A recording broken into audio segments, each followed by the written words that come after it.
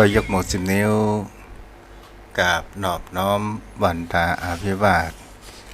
น้อมระลึกถึงอย่างคุณขององค์สมเด็จพระสัมมาสัมพุทธเจ้าผู้สูงล้ำพระธรรมคำสอนของพระองค์ผู้สูงส่งพระสงฆ์สาวกของพระองค์ผู้ประเสริฐอันรวมก่อให้เกิดเป็นพระรัตนตรัยที่หมู่เฮาทั้งหลายได้กราบสักการะบูชาที่สูงที่สุดในชีวิตโดยเสียงกล่าวของข้าพเจ้าและขอถวายความเคารพนอบน้อมไหว้สามายังครูบาอาจารย์พระเถรานุเถระพระภิกษุสงฆ์สามเณรพระสังฆาธิการสงฆ์สมณศักดิ์บัณฑิตนักปราชญ์ท่านผู้มีความรู้ทุกรูปทุกตนทุกองค์และขอเจริญพรมายังพ่อออกไม่ออกสตาเจิมพ่อโยมแม่พ่อหมอนแม่หมอนพ่ออุ้ยแม่อุ้ยพี่ป้าน้าอาท่านผู้ฟังผู้มีบุญทุกท่านที่ติดตามรับฟังธรรมะยามแรงทางสถานีวิทยุเพื่อการศึกษาพระพุทธศาสนาและวัฒนธรรม 104.5 เมกะเฮิรตซ์โดยการส่งลิงก์สัญญาณไปณที่ตั้งสถานีวิทยุคือวัดไฟหินตำบลสุเทพอำเภอเมืองจังหวัดเชียงใหม่โดยความเอื้อเฟื้อเมตตาธรรมของท่านอาจารย์พระครูสมุวิศวัตรวรกิจโจและแห่งขึ้นนั้นก็คือขึ้นธรรมะสีขาวชาวประชาตีได้ก็ลิงก์ไปในเครือข่ายขึ้นธรรมะสีขาวโดยการนำของท่านอาจารย์พระครูอภิวัตรวัฒนาวิกรมเจ้าวาดวัดปักทางเจริญมาณโอกาสนี้ศรัทธาญาติโยมวันนี้ก็เป็นวันศีลวันพระเป็นวันที่8เดือนกันยายนพุทธศักราช2566วันนี้เป็นเดือน11แรม8ค่ำคำว่าเป็นวันศุกร์เจ้าพ่อโยมแม่วันเวลาผ่านไปบ่สามารถที่จะได้ย้อนกลับคืนมาได้ชีวิตของคนเฮาก็ผ่านไปอย่างมาเหลือน้อยไปลงทุกทีสิ่งเหล่านี้เรียกว่าธรรมชาติสิ่งที่มันเกิดขึ้นต้องอยู่และก็ดับไปทุกสิ่งทุกอย่างต้องมีการเปลี่ยนแปลงไปตามระบบกฎเกณฑ์ของธรรมชาติแม้กระทั่งจิตใจของบุคคลก็ยังมีความเปลี่ยนแปลงไปอยู่อย่างสม่ำเสมอผู้คนเฮาทั้งหลายในโลกใบนี้จะหาได้ว่าจะเป็นในการทำเครื่องบินทำจรวดทำอาวุธขีปนาวุธที่มารบร้างกันก็มาด้วยแหกก็ว่าจิตของผู้คนเฮานั่นเองที่มีความแหกก็ว่าจิตกับเจตสิกมีความปรุงแต่งนั้นเกิดขึ้นทุกสิ่งทุกอย่างนั้นมันก็มาจากน้ำมือผู้คนเฮานั่นเองฉะนั้นเป็นสิ่งที่การดำเนินชีวิตของผู้คนเฮาควรสำรวมมากที่สุดนั้นก็คือคำว่าเจตสิกก็คือการปรุงแต่งถ้าเฮาปรุงแต่งที่ดีมีประโยชน์มันก็ก่อให้เกิดแห่งประโยชน์ในชีวิตตนตัวของเฮาเองถ้าเฮาปรุงแต่งในสิ่งที่แบบดีมามีประโยชน์มันก็ก่อให้เกิดผลร้ายนั่นก็คือความทุกข์ความสับสนความทรมานหลายสิ่งหลายอย่างนั้นเกิดขึ้นเมื่อเฮามีบุญได้เกิดมาเป็นมนุษย์เฮาจงทำคุณและก็จงทำทุนเพื่อเฮานั้นได้มาอย่างมีกำไรแห่งชีวิตที่เฮาทำอยู่เพื่อบำเพ็ญเพียรในการที่เฮาจะออกแห่งคำว่าวัฏสงสารเวียนว่ายแต่เกิด พบแล้วพบเล่ามันมีแต่ความทุกข์ความวุ่นวายความสับสนต่างๆนานานั้นเกิดขึ้นโยมพ่อโยมแม่ท่านผู้ฟังในวันนี้ก็เป็นสิ่งที่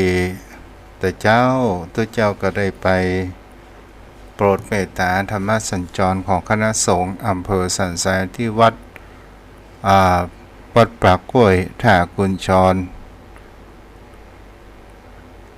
ตำบลหนองแย่งอำเภอสันทรายศรัทธาญาติโยมทั้งหลายก็ได้พระศรัทธาญาติโยมโยมพ่อโยมแม่ก็ได้ได้จากกันก็มีความชื่นอกชื่นใจเริ่มวันนี้ในการกันจาโยมพ่อโยมแม่ท่านผู้ฟังได้มีความคิดเห็นในเรื่องต่างๆนานานั้นเกิดขึ้นศรัทธาญาติโยมทั้งหลายก่อนที่จะเข้าสู่ธรรมะมันก็จะมีเรื่องเล่าให้โยมพ่อโยมแม่นั้นได้มีความคิดและพิจารณาในเรื่องนี้ให้เป็นแบบธรรมะคือเรื่องแรกนั้นเป็นเรื่องในการที่บุคคลเฮานั้นถึงเป็นลูกพ่อเดียวแม่เดียวกันแต่มันก็มีความแตกต่างกันนั่นก็คือในตระกูลของตระกูลหนึ่งซึ่งเป็นตระกูลที่มีพออันมีจะกินแล้วก็มีลูกอยู่5 คนบังเอิญคนที่3เป็นบุคคลที่มาเอาไหนนั่นก็คือชื่อคำว่าหมูเป็นนักเลงก็คือเป็นบุคคลที่พ่อแม่เอาใจเพราะว่าลูกเต้านั้นมันก็คือแก้วตาและดวงใจนั่นเองศรัทธาญาติโยมทั้งหลายแล้วก็มีเพื่อนอยู่เขาว่าเสกสรรนายคนนี้ก็เป็นผู้นำเรื่องเหล่านี้มาเล่าให้ฟังเพราะว่าหมู่นี้เป็นคนที่เกิดอยู่ในตระกูลผู้อันมีชกินศรัทธาญาติโยมทั้งหลายในลูก5 คนมีเพียงแค่คนเดียวที่มีแพกก่อแพกเล่าแพกก่อมีความประพฤติมีความแตกต่างกันไปเมื่อตอนเป็นละอ่อนนั้นก็ไปเรียนหนังสือพ่องพอไปเรียนพ่องบางครั้งบางคราวก็โดดเรียนหน้าซื่อและก็ทำให้นั้นในการศึกษาก็เกิดแห่งความราช้านั้นเกิดขึ้นคนเฮาถ้าจะเอามันก็จะเอาตั้งแต่เล็กแต่น้อยในความมรดกทางด้านปัญญาแต่นี้มันมาเอาเสียเลยศรัทธาญาติโยมทั้งหลายพอถึงการเป็นวัยรุ่นเกิดขึ้นก็เป็นนักเลงหัวไม้เริ่มคลุกคลีกับบุคคลผู้อันรุ่นเดียวกันเป็นอันธพาลเริ่มมีการสักลายโดยความคลึกกระนองในเริ่มแห่งกรรมด้วยว่าเริ่มสูบบุหรี่กินเหล้าเมายานั้นเกิดขึ้นโดยเขาว่าวัยเหี่ยวเร็วหัวต่อ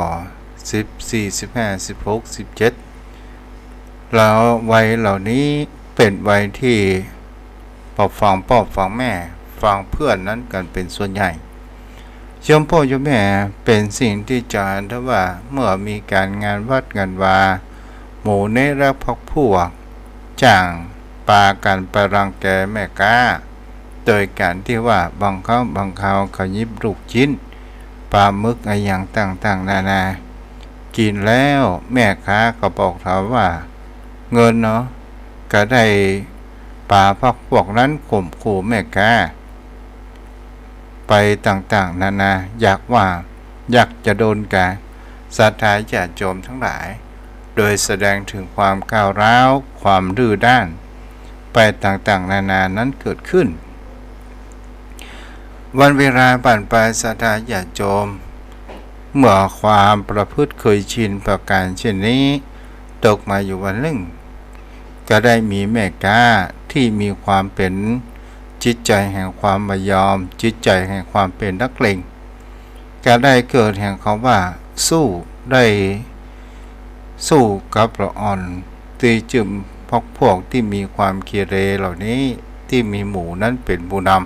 ำก็เลยขึ้นแจ้งตำรวจต่างๆนานาเกิดขึ้นจะดีจะเร็วนั้นก็คือลูกพ่อแม่นั้นก็ได้ไปประกันตัวและก็ได้มาอบรมศรัทธาญาติโยมทั้งหลายหมู่นั้นก็มามีการโต้ตอบนิ่งแต่รับฟังแต่มามีความจดจำเกิดขึ้นพอวันเวลาผ่านไปพ่อแม่นั้นก็ได้ซื้อรถยนต์ซื้อรถเครื่องสมัยนั้นก็คือประมาณ70ไม่ประมาณ70ศรัทธาญาติโยมและก็เป็นสิ่งที่จะหาได้ว่าเขานั้นถ้ามีความได้ใจนั้นเกิดขึ้นในป่าพักพวกขี่รถเครื่องนั้นไปแอวไปต่างๆนานาบรรทุกเกินพิกัดเปิ่นเฮือ2 คนมาใส่3 คน4 คนแล้วก็เป็นสิ่งที่จะหาได้ว่า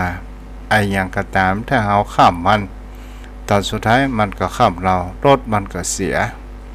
ทีนี้เอารถไปซ่อมศรัทธาญาติโยมทั้งหลายบังเอิญในช่างที่นั้นบอกว่าอะไรนั้นมันบ่มีถ้าจะรอก็ต้องรอหลายวันกว่าที่จะไปซื้ออะไรนั้นมาถ้าอยากต้องการเร็วฮึบหมู่นั้นไปซื้ออะไรคนเดียวที่ในเมืองเมื่อขี่รถโดยสารประจำทาง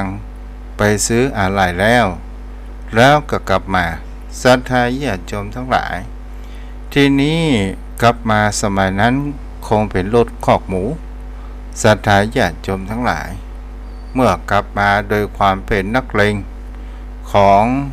เพิ่นฮ้องว่านักเลงหัวไม้บ่เคยกลัวไผรักก็เป็นสิ่งที่จะหันแล้วว่าก็เอามือสอดลงตั้งข้างนอกแล้วก็เคาะเป็นสัญญาณดนตรีห้องเพลงอะไรอย่างไปตุยศรัทธาญาติโยมทั้งหลายคนในรถนั้นก็จะว่าก็กลัวโดนทำร้ายตลอดจนถึงเจ้าของรถได้จอดข้างทางก็บอกว่าจะไปเอามือเคาะข้างฝาของรถศรัทธาญาติโยมทั้งหลายแต่หมู่นั้นก็บ่เชื่อฟังไปสักระยะหนึ่งก็เคาะแหมศรัทธาญาติโยมทั้งหลายทีนี้เจ้าของรถก็บอกว่าถ้าเอามือยื่นไประวังรถเด้อเดี๋ยวแขนจะบ่มีแกก็บ่ฟังด้วยความดื้อด้านตอนสุดท้ายขี่รถไปถึงกงก็มีรถบรรทุกได้มาเฉี่ยวเอาแขนของเขานั้นออกจากร่างไป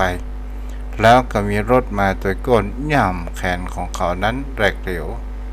เกิดขึ้นอันนี้ก็เป็นสิ่งที่จะมีเรื่องโยมพ่อโยมแม่ได้หันกรรมก็คือประการแรกนั้นก็คือเป็นเรื่องกรรม2โดยความแห่งเขาว่าจิตของเขาหรือว่าเจตสิกของเขานั้นมีการปรุงแต่งในฝ่ายอกุศลในความคิดที่บดีและมีความเลื่อนด้านต่างๆนานานั้นเกิดขึ้นแต่บางสิ่งบางอย่างโยมพ่อโยมแม่มันก็มีประสบการณ์หลายอย่างเกิดขึ้นในสิ่งที่ผู้คนเฮาถ้าคนที่มีความเชื่อฟังอย่างคำสอนก็คงจะบ่มีเหตุการณ์เหล่านี้เกิดขึ้นโดยการเตือนและบอกกล่าวของบุคคลผู้ขับรถแถมประการหนึ่งเฮาลองสังเกตและพิจารณาดูได้เขาว่าคนเฮานั้นในสิ่งที่เฮาจะสอนจะบอกจะกล่าวอย่างใดเขาบ่ฟังในสิ่งที่มันเป็นธรรมชาติมากที่สุดนั้นก็คือประสบการณ์หรือธรรมชาตินั้นเป็นผู้สอนนั่นเองโยมพ่อโยมแม่นี้ก็คือเป็นสิ่งที่โยมพ่อโยมแม่นั้น และรับฟังบางครั้งบางคราวเฮามีลูกมีหลานบางครั้งบางคราวเฮาเป็นเพศเป็นพี่กับลูกกับหลานเมาคอยห่วงหาเขานั้นอยู่ตลอดแต่เขานั้นเคยห่วงหาอาทรเฮานั้นมากน้อยสักเพียงใดเฮาก็เมื่อเขามีประสบการณ์มีความรู้ในสิ่งที่นั้นมันเกิดขึ้นเฉพาะเจ้าแม่บางครั้งบางคราวเฮานั่งรอเพื่อที่เขาจะกลับบ้านกลับจองบางครั้งบางคราวเขาเข้าบ้านมาเฮาก็ถามว่าไปที่ไหนมาบางครั้งบางคราวเขาก็ตะคอกเสียงใส่ว่าใครบอกขึ้นรออย่างนี้เป็นต้นแล้วมันก็เสียกำลังใจอย่างนี้เจ้าพ่อเจ้าแม่บางครั้งบางคราวมันเกิดเหตุการณ์เกิดขึ้นก็คือโยมพ่อโยมแม่นั้นได้เก็บพิจารณาระบบกฎเกณฑ์ของผู้คนเฮานั้นก็คือธรรมชาติในความเปลี่ยนแปลงอยู่สม่ำเสมอนั่นเองโยมพ่อโยมแม่ถ้าเฮามาอู้ในสิ่งเหล่านี้ทุกสิ่งทุกอย่างที่มันเกิดขึ้นถ้าเฮามาศึกษาในอภิธรรมในเกี่ยวกับแห่งคำว่าจิตรูปจิตเจตสิกและนิพพานโยมพ่อโยมแม่ก็คงจะหันแห่งความเปลี่ยนแปลงไปอยู่สม่ำเสมอก็คือสภะเจตสิกสารณะจิตที่มันมี7ดวงมันก็สามารถที่จะอยู่ทั้งฝ่ายดีและสิ่งที่เป็นฝ่ายกุศลและอกุศลต่างๆนานาวันนั้นตู้เจ้าได้มาอู้ถึงแห่งคำว่าสัญญาเจตสิกที่เป็นธรรมชาติแห่งคำว่าจำโยมพ่อโยมแม่ธรรมชาติสัญญาเจตสิกนี้เป็นตัวปรุงแต่งแห่งคำว่าความทรงจำโยมพ่อโยมแม่เฮาก็ลองดูสังเกตไผ่พ่องที่เขียนตัวหนังสือมาตั้งแต่อยู่ในท้องก็คงจะบ่มีและทุกสิ่งทุกอย่างเฮาก็จะต้องมาฝึกและเรียนรู้จากบนโลกใบนี้ทั้งนั้นและชีวิตแห่งความจงจำของบุคคลผู้เฮาถ้าเฮาเป็นละอ่อนเฮาจะเห็นได้ว่าในความทรงจำของเฮาจะเขียนกอไก่ขอไข่จนถึงไปถึงหอระหูพยัญชนะของภาษาไทยก็ด้วยการที่ว่ามีผู้กำมือเฮานั้นเขียนและเช่นเฮาจะจำได้ว่านี้คือกอไก่นี้คือสระอะนี้คือสระอานี้คือเลข1นี้คือเลข2ไปจนถึงเลข0อย่างนี้เป็นต้นความทรงจำของบุคคลผู้คนเฮามันก็เป็นสิ่งที่จะหันได้ว่าความทรงจำอย่างกับของโยมพ่อโยมแม่บางครั้งบางคราวเฮาก็มีความทรงจำที่มันมีความเลอะเลือนความทรงจำในความที่เป็นความสุขความทรงจำในสิ่งที่มันเป็นความปวดร้าวต่างๆนานาในความทรงจำเหล่านี้มันเป็นก่อให้เกิดแห่งความทรงจำบางครั้งบางคราวมันก็มีความทรงจำที่ดีแต่เฮาควรละความทรงจำที่มันบ่ดีที่มันบอกก่อให้เกิดแห่งปัญญาใดๆทั้งสิ้นความทรงจำเจตสิกสัญญาความทรงจำทำไมผู้คนเฮานั้นจำบ้านจำจองของตัวเองนั้นได้เล่าก็เพราะว่าเจตสิกแห่งความปรุงแต่งในสิ่งที่เฮาหันทางประตูทางตะวันทางตาเฮาจะหันได้ว่ากองนี้หรือว่าถนนเส้นนี้แล้วบ้านเฮามีอยู่ในลักษณะนี้บ้านเฮาสีนั้นสีนี้เกิดขึ้นมันก็เข้าผ่านมาทางจักขุวิญญาณหรือว่าจักขุวิญญาณก็คือความรู้ทางตามันก็เป็นอารมณ์ที่เข้ามากระทบกันและเฮาก็จดจำได้เมื่อเฮาเข้าบ้านเข้าจองเฮาก็จดจำได้ว่าประตูอยู่ตรงไหนและกุญแจเฮาเก็บไว้ทางใด ตลอดจนถึงจะเข้าห้องเข้าหอศรัทธาญาติโยมทั้งหลายนี่เรียกว่าสัญญาแห่งความทรงจำตลอดจนถึงโยมพ่อโยมแม่บุคคลผู้พิการสายตาเราจะเห็นได้ว่าความทรงจำของเปิ้นนั้นก็ดีแต่เป็นสิ่งที่บุคคลเฮานั้นกว่าจะมีความทรงจำเปิ้นก็จะรู้ในความทรงจำของเปิ้นในคำว่านี่คือห้องนอนนี่คือทางไปห้องน้ำนี้คือไปทางห้องนั่งเล่นต่างๆนานานั้นเกิดขึ้นนี้ก็เรียกว่าความสัญญาเจตสิกนั้นก็คือความทรงจำธรรมชาติแห่งความทรงจำต่างๆนานาความทรงจำของผู้คนเฮานั้นมันก็มีอยู่6ประการโดยกันนั้นก็คือจำรูปจำกลิ่นจำเสียงจำรสจำความสัมผัสทั้งอดีตปัจจุบันและอนาคตที่ยังมาถึงศรัทธาญาติโยมทั้งหลายนี้คือธรรมชาติแห่งคำว่าสัญญาเจตสิกความทรงจำของผู้คนเฮาและเฮาจะเห็นได้ว่าความทรงจำเหล่านี้บางครั้งบางคราวถ้าเฮามีการมีงานพุกผ่านความทรงจำของเฮานี้บางครั้งบางคราวมันก็มีความระเดือนนั้นเกิดขึ้นในชีวิตของผู้คนเฮาต่อมาเจตนาเจตสิกธรรมชาติคำว่าเจตนานี้ก็หมายถึงในสิ่งที่เป็นธรรมชาติที่มีความตั้งใจจำพ่อจำแม่นี้ก็คือเป็นสิ่งที่เราประมวลเห็นเขาว่ากุศลกรรมและอกุศลกรรมก็คือความตั้งใจของบุคคลเฮานั้นมันมีทั้งฝ่ายดีและฝ่ายไม่ดีนั่นเองเฮาก็ลองพอพิจารณาดูไปก็คือ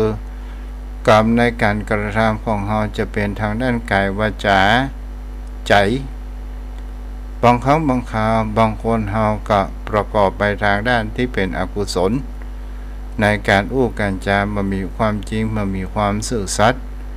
ตลอดจนถึงกายนั้นได้ประทุษร้ายเบียดเบียนผู้อื่นประหารผู้อื่นผสมรวมในคู่ครองของตัวเองจิตใจมีความอิจฉาริษยาต่างๆนานาอย่างนี้ก็คือเป็นฝ่ายอกุศลแต่ถ้าเป็นฝ่ายกุศลเราก็คือมีการประพฤติในแห่งคำว่าทางด้านการประเบียดเบียนบุคคลอื่นประเบียดเบียนสัตว์บรักของใครและตลอดจนถึงสำรวมในแห่งคำว่าคู่ของภรรยาของตัวเองศรัทธาญาติโยมทั้งหลายนี้ก็คือเป็นทางด้านกายวาจาก็คือมันมีการพูดเท็จส่อเสียดเกียดจ้ำมีแต่คำสัตย์ความจริงอย่างนี้เป็นต้นส่วนจิตใจนั้นก็คือบ่ได้ติดในเรื่องแห่งคำว่าของมึนเมาต่างๆนานานั้นเกิดขึ้นนี่เราก็ลองได้สังเกตและพิจารณาดูว่าเจตนาแปลว่าความตั้งใจเจตนาเจตสิกหมายถึงเขาว่าธรรมชาติที่ตั้งใจเจตสิกก็คือเครื่องปรุงแต่ง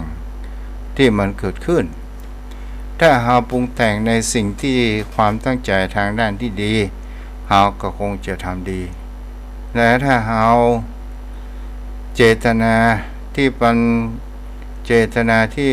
เป็นอกุศลมันก็คงจะทำเร็วอย่างนี้เป็นต้นนี่แหละโยมพ่อโยมแม่ที่เขาเรียกว่ากรรมดีกรรมชั่วต่างๆนานาอยู่ที่เจตนานั่นเองต่อมาก็คือเอกคตาเจตสิกเป็นธรรมชาติที่ทำจิตใจของเขามีความตั้งมั่นอยู่ในอารมณ์เดียวจะเป็นรูปารมณ์มี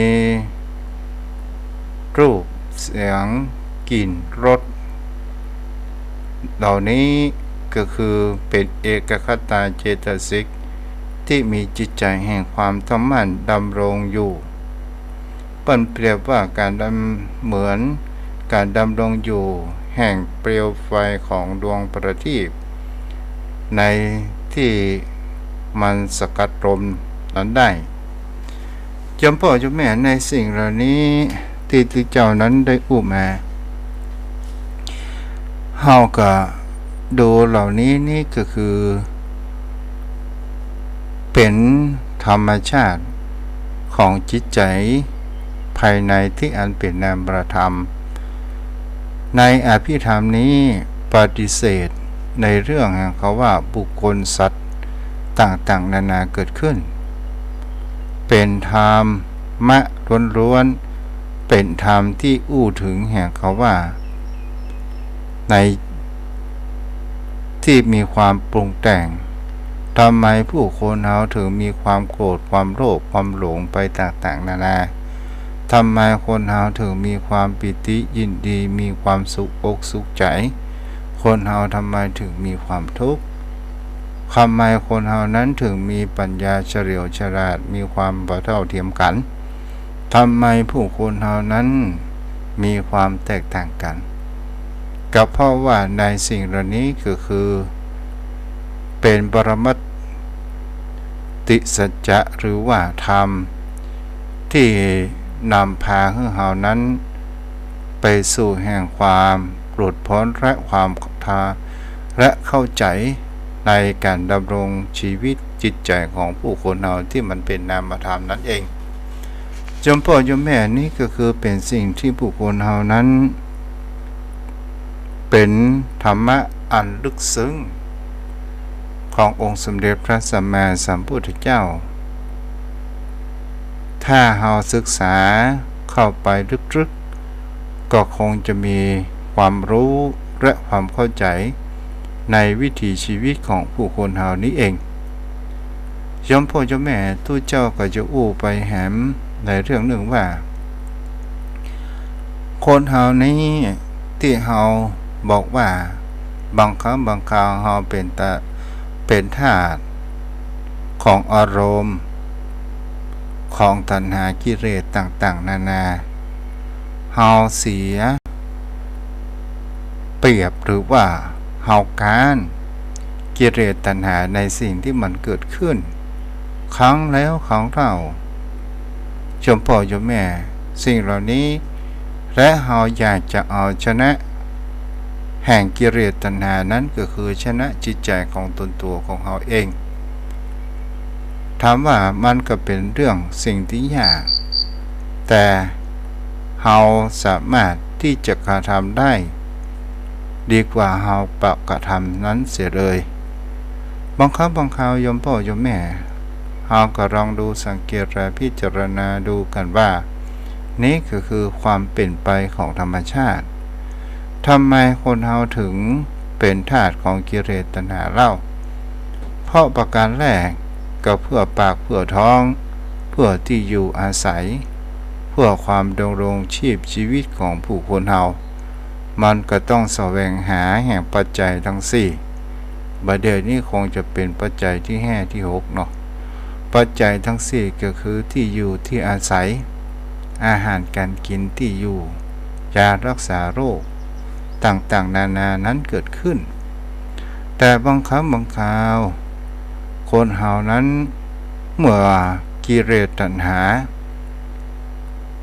ไฟสามกองเหล่านี้มันมาสุมในจิตใจของเราและมันเป็นตัวอารมณ์ตัวอารมณ์นั้นก็คืออะไรอย่างโยมพ่อโยมแม่คำว่าอารมณ์ก็คือเป็นตัวสิ่งที่มันเข้ามากระทบอารมณ์นั้นมันอยู่ภายนอกอย่างเช่นเฮาหันรูปบ้านหลังนี้เฮาหันแล้วโอ้มีความสดสวยงดงามตัวของว่าสวยงดงามนั้นก็คืออารมณ์มันก็เป็นสิ่งที่เข้ามาเฮาก็พอไปแล้วมันก็เป็นการผลของปรุงแต่งของเจตสิกนั่นเองโยมพ่อโยมแม่บางครั้งบางคราวเฮานี้เอากิเลสเฮาเป็นทาสของมันและมันก็ใจจิต กับเจตสิกนี่สั่งการทำงานไปต่างๆนานานั้นเกิดขึ้นและเราบ่สามารถที่จะควบคุมอารมณ์ของเรานั้นได้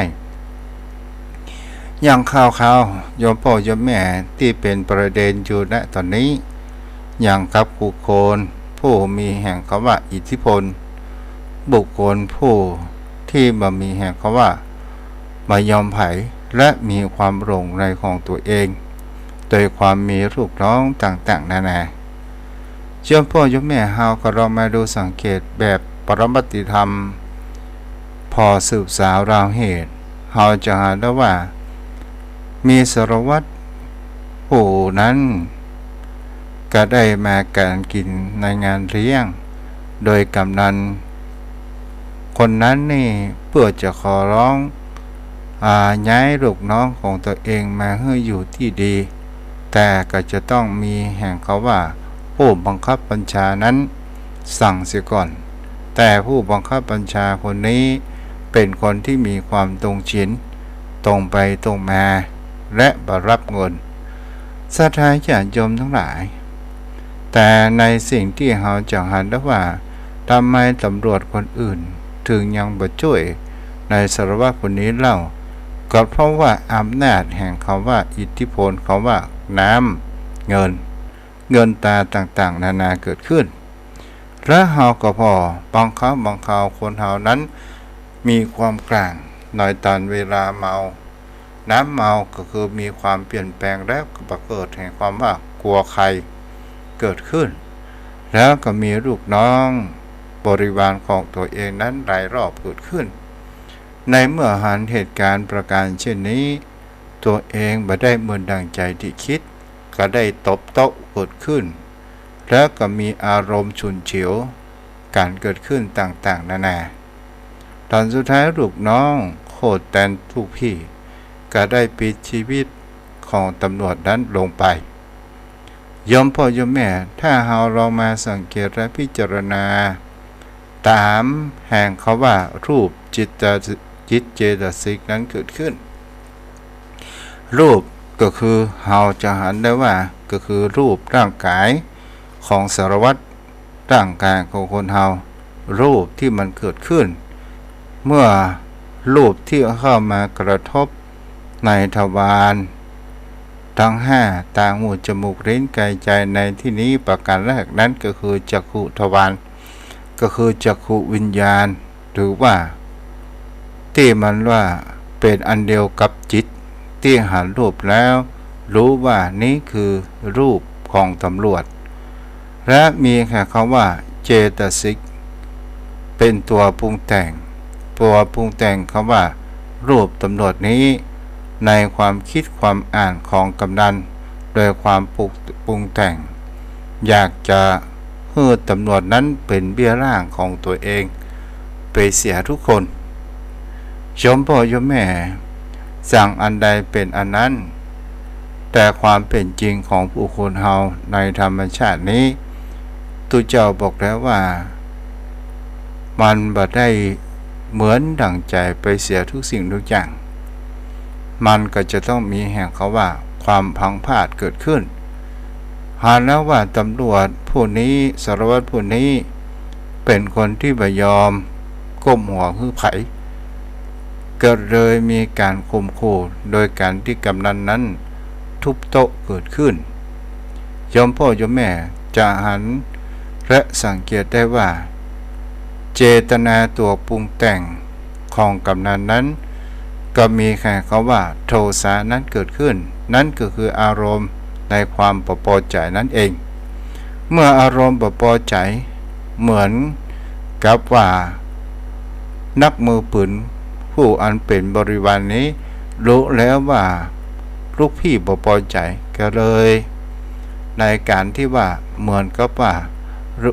ดูหน้าก็รู้ใจอย่างนี้พอสายตาก็รู้ใจก็เลยมีความพิฆาตฆ่าเสียอย่างนี้เป็นต้นอันนี้เรามองในแบบรูปจิตเจตสิกเนาะโยมพ่อโยมแม่นี่ก็คือเป็นสิ่งที่เราลองสังเกตและคำว่ารูป อย่างพ่องคือคำว่ารูปโยมพ่อโยมแม่ที่โยมพ่อโยมแม่ได้รับฟังนี้ที่เสียงที่ออกจากกำอู้กำจากออกจากปากของตุเจ้าไปนั่นก็คือคำว่ารูปและมันก็ไปกระทบโสตประสาทหรือว่าโสตวิญญาณของโยมพ่อโยมแม่ก็คือไปกระทบหูนั่นก็คือเป็นแห่งเขาว่านามก็คือจิตเจตสิกที่มันเกิดขึ้นพร้อมเดียวกันนั่นเองและมันก็มีความทรงจำเพราะว่าเจตสิกนั้นมันประกอบไปด้วยเวทนาสัญญาและสังขารมันก็เป็นตัวลูกโซ่เกิดขึ้นพร้อมกันนั้นเกิดขึ้นเราจะได้ยินเสียงของลูกตุที่ได้อู้ขณะนี้ว่ามันเป็นอย่างไรเมื่อจิตเจตสิกนั้นเข้าไปรับรู้ในแห่งคำว่ารูปก็คือเสียงแล้วจิตเจตสิกนั้นมันเป็นนามปั่นไปปรุงแต่งแล้วบางครั้งบางคราวโยมพ่อโยมแม่ถ้าเราได้ฟังเสียงแล้วเรามีความเพลิดเพลินใจ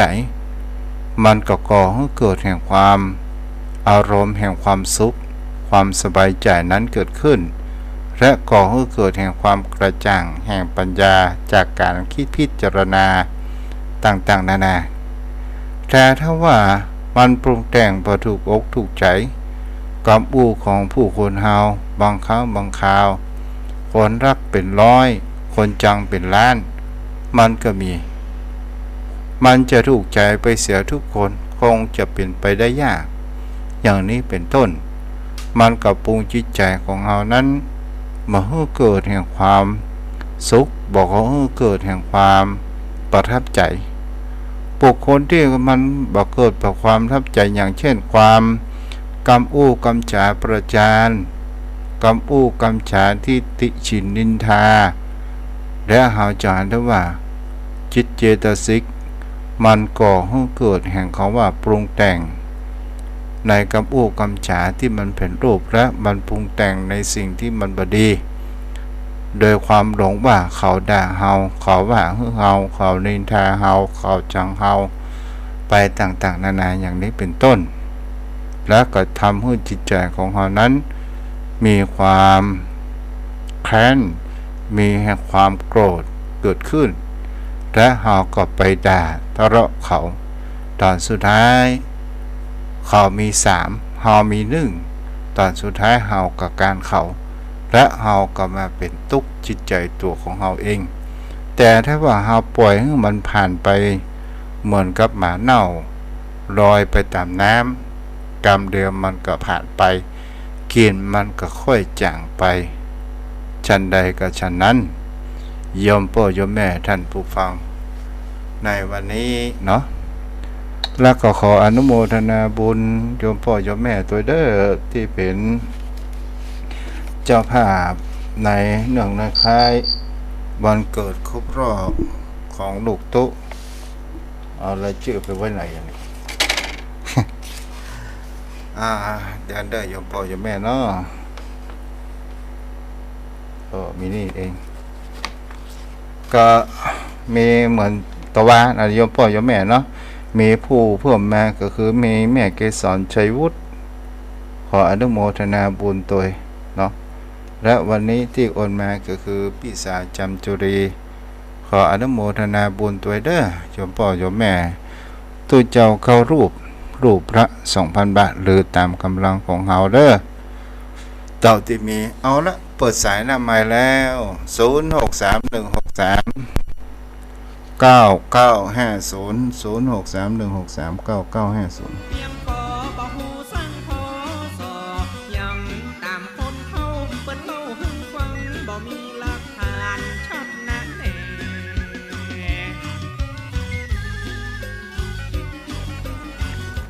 วันนี้ผู้ติดตามทาง Facebook มีแม่ทองคำที่วงค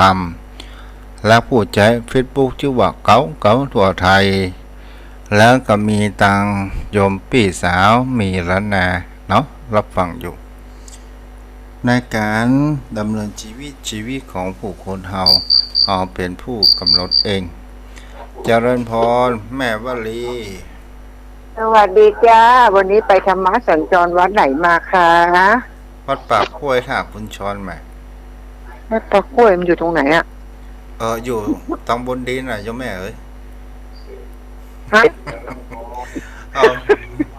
พอต้องไปสืบถามมันละต้องมาไม่เคยไปนะไม่อาจารย์เดี๋ยวก่อนไม่เคยไปหรอกแต่เคยได้ยินมาอยู่ตำบลหนองหานใช่ไหมไม่ใช่เคยได้ยินแต่ไม่เคยไปคนเยอะไหมจ๊ะมันจะใจเวลาเดี๋ยวโยมแม่จะถามย้อนไปแหมละจ้าวันนี้ต้องโทรคุยก่อนเดี๋ยวหยุดตั้ง2 วันไม่ได้คุยจ้าจ้าสวัสดีจ้ารักษาได้จะถามว่าตั้งอยู่ณที่ใดมุมใดกันเดียวเขาถามไปตั้งนั้นแม่นก่อไงเป็นต้นเนาะนี่ก็ถ้ามาปะกันเดียวก็อู้จากกันได้เนาะพ่อโยมแม่ว่าอะไรจังทำอาหารมาส่งเจ้าในช่วงวันอาทิตย์ก็ดีหรือบางครั้งบางคราวติดเป็นติดเนาะ0631639950หายอยู่ที่ใดมุมใดเมืองใดโทรเข้ามาได้เด้อแหมกี่วันเนี่ย9 10 11 12 13 14 15แหม7วันไปแน่วันตรงกับวันศุกร์พอดียังมามีเจ้าภาพอย่างว่าตัวเจ้าบ้านนอกบ้านนาเนาะเจ้าพ่อเจ้าแม่ท่านผู้ฟังใครจะให้จะหอมเด้อ0631639950เจ้าพ่อเจ้าแม่ใครจะโทรมา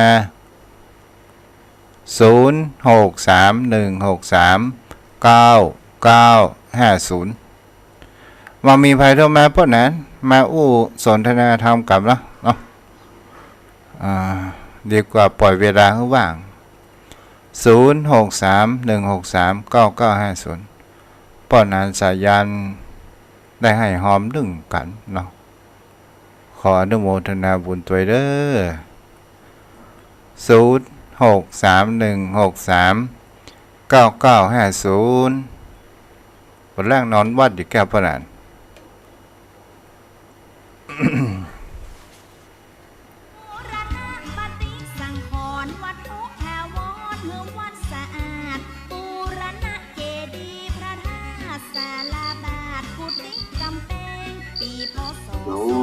เจริญพรฮัลโหลแม่ปิดวิทยุกับเลอฮัลโหลขออนุญาตบางสายโทรมาไม่พูด0631639950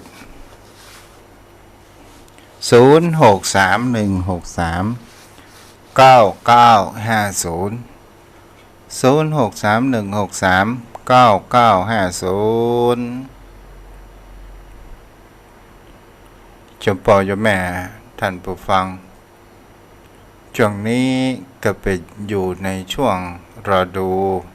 แห่งการพรรษาเนาะได้ผ่านมาแล้ว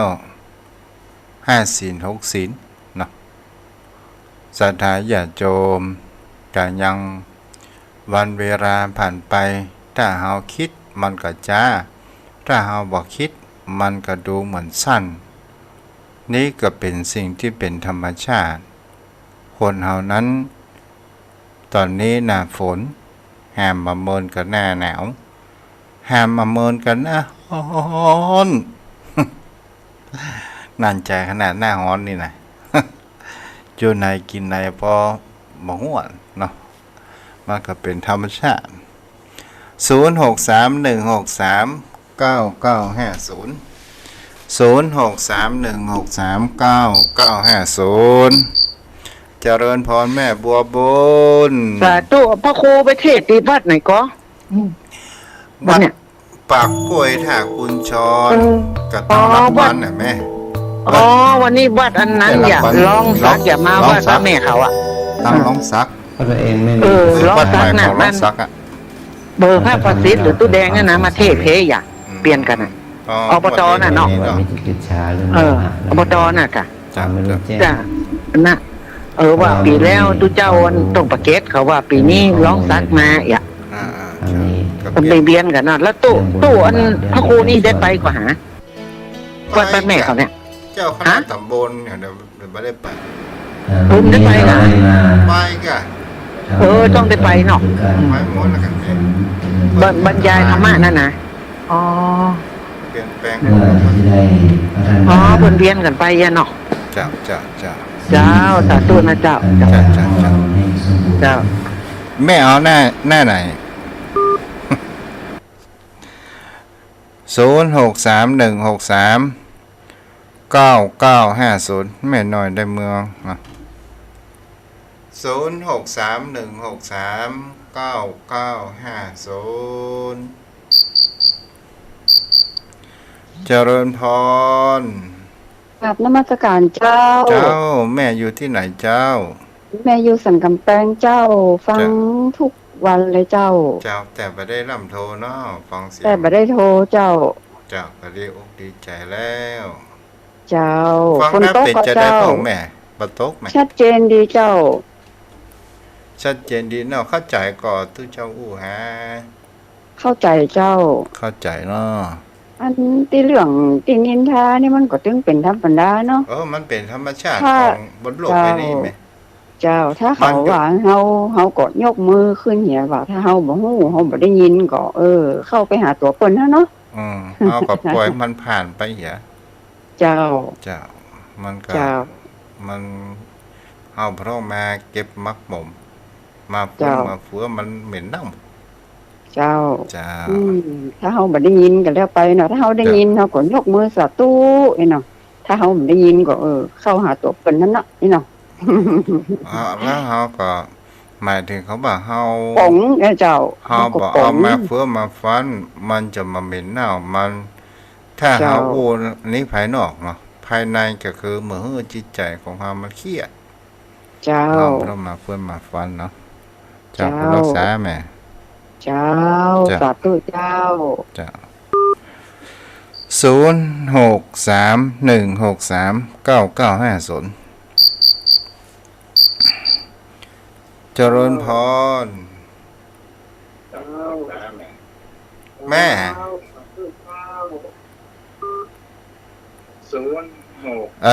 อย่างบอกอู้นี่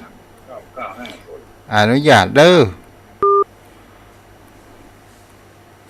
โทรมาแล้วไม่พูดเจริญพร นมัสการเจ้าท่านพระครูเจ้าจากหลังการนักสาวมือไม่อายเจ้าฟังอยู่นะเจ้ากับทางใจท่านนะเจ้า เจ้าฟังแล้วเป็นจะได้บ้อง โอ้โหได้สติปัญญาดีเจ้าป้าแนนไปไหนวะเนี่ยป้าแนนน่ะ กันหน้านะ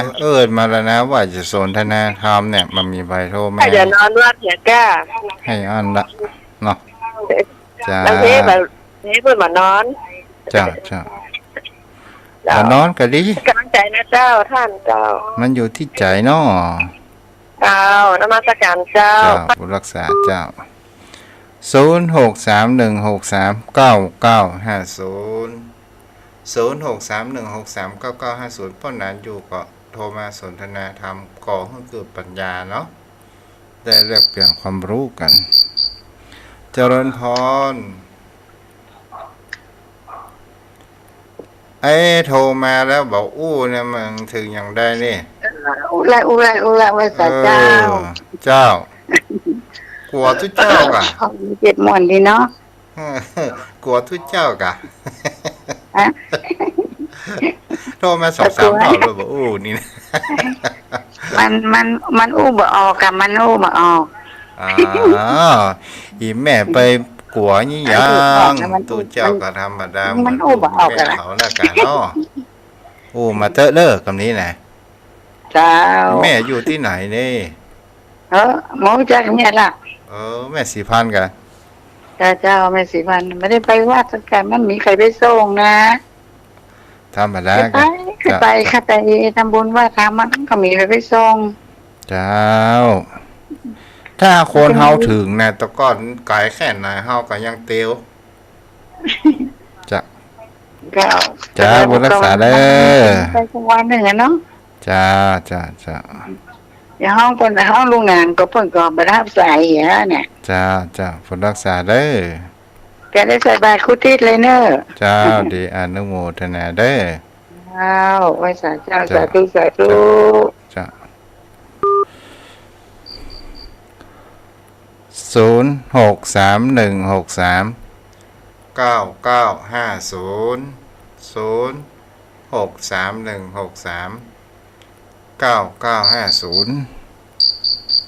เจริญพร สาธุ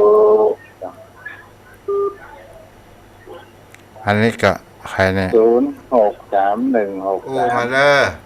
174นี่นะ เจ้าไว้สาเจ้าท่านพระคุณเจ้า เจ้าแม่จะไปรอเสียงของแม่ออกวิทยุแม่พูดทางโทรศัพท์เอาเจ้า เจ้าอุทันโทรศัพท์นะกับเจ้า เจ้า เป็นกำลังใจให้เนยอย่าแม่ฟังอยู่นะเจ้า แม่อยู่ที่ไหน อยู่เมืองฝางเจ้า อยู่เมืองฝางเจ้าเนาะโทรมาแม่มันต้องรอเสียงแม่ออกวิทยุเพราะว่ามันดีเลย เจ้า เนาะเจ้า แต่ว่าก็โทรอยู่น้อยก็ นี่แหละแม่ ฝากฝนตกป่ะ บ่ตกเจ้า จ้า โอ้ยขนาดท่านเลย ธรรมดาประเดี๋ยวเนี่ย เจ้า ธรรมชาติยังเปลี่ยนแปลงจิตใจของเรา เจ้า ก็ยังเปลี่ยนเหมือนกันเนาะจ้าบุญรักษาได้ไหมเด้อ เจ้าไว้สาเจ้า จ้า เป็น ยังมีเวลาอยู่0631639950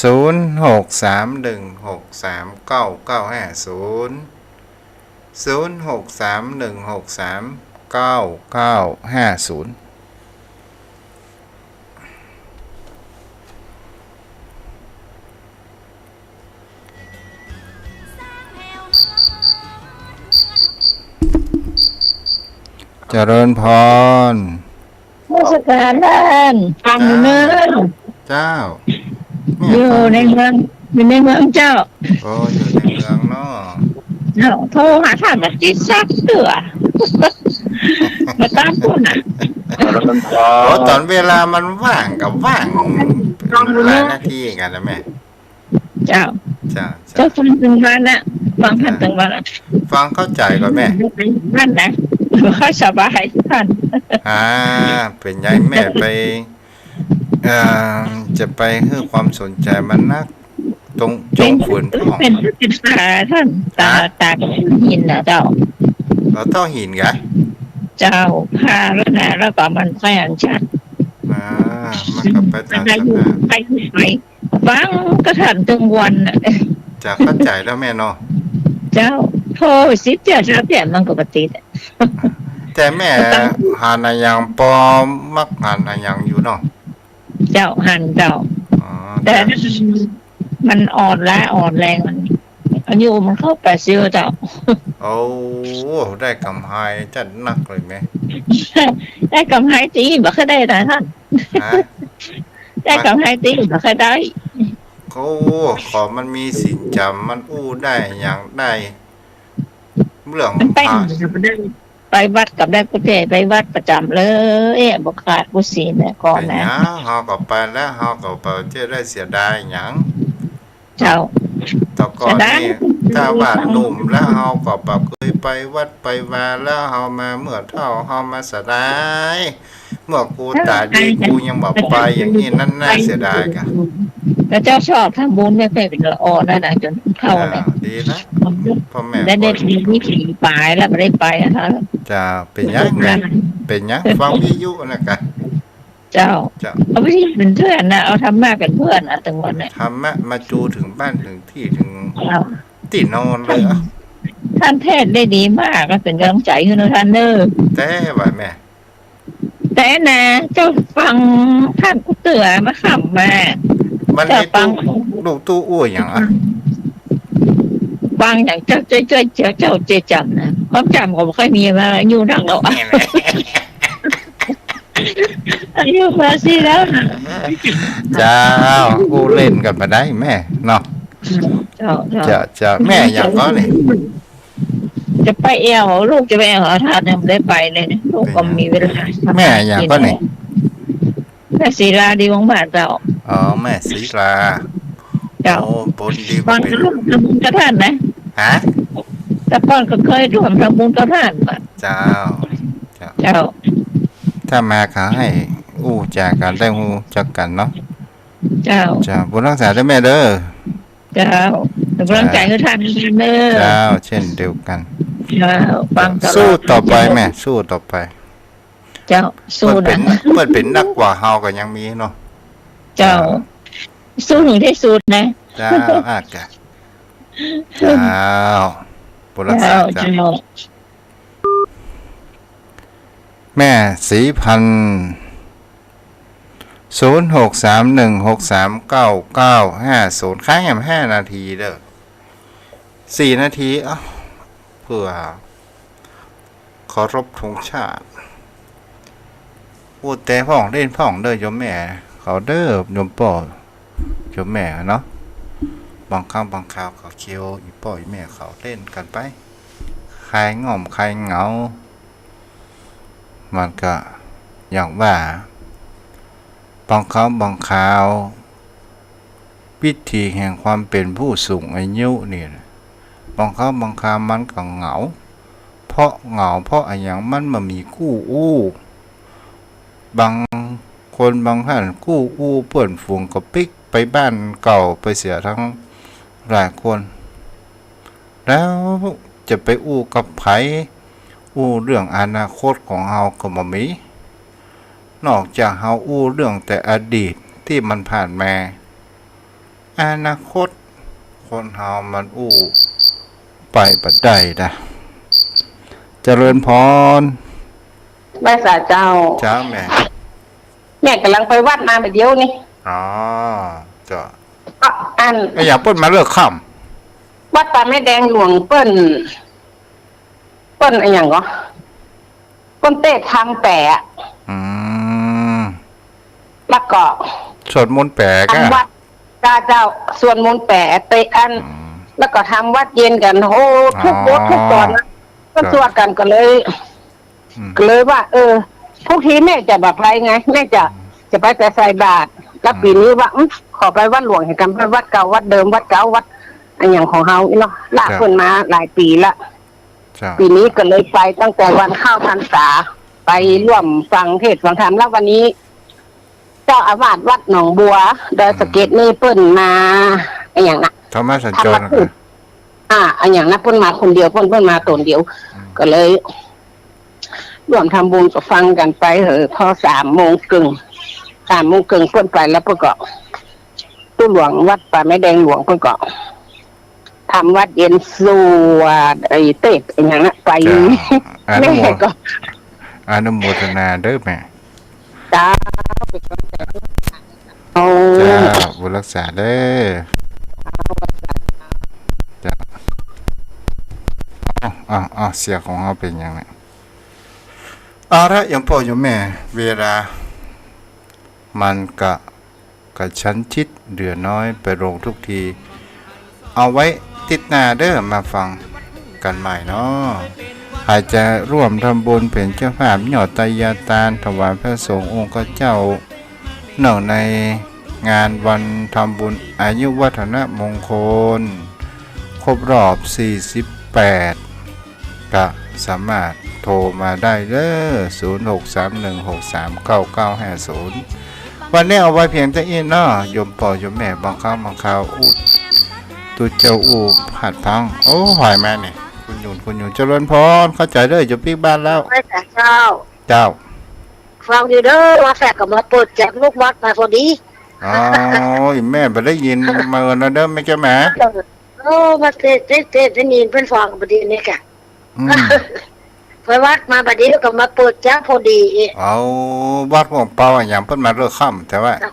ของเปาจะมุสิเอ็ดจ้ะน่าแกมาเลิกค่ำขนาดเนาะ ทองอยู่เด้อ เจ้าบุญรักษาได้แม่เด้อ ทางไว้สาเด้อ เจ้าถ้าอูผิดพลาดประการใดขออภัยมานี้ณโอกาสนี้ตัวขอปัญโจกปัญใจให้ยมพ่อยมแม่มีแต่ความสุขสุขภาพร่างกายแข็งแรงมีอายุยืนยาวอายุวโนสุขังพลัง